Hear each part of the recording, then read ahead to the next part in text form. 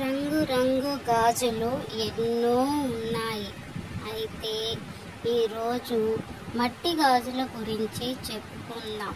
ముఖ్యంగా ఆడవాళ్లకు అదృష్టం కలిసి రావాలంటే పుట్టింటికి వెళ్ళినప్పుడు మీ తల్లిదండ్రులకు గాజులు పెట్టాలి.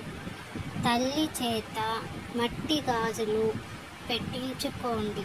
ఆడపిల్లకి అదృష్టం కలుగుతుంది, భర్తకు కూడా ఐశ్వర్యం ప్రాప్తిస్తుంది.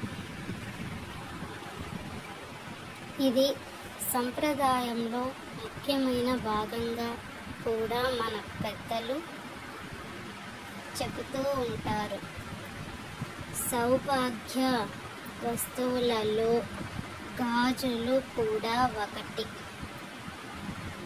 గాజులలో మట్టి గాజులు మన సంప్రదాయమే, కానీ సైన్స్ కూడా ఈ మట్టి గాజుల ద్వారా మన చేతి నరాల ద్వారా మెదడు చురుకుగా పనిచేస్తుంది అని సైన్స్ నిర్ధారించింది.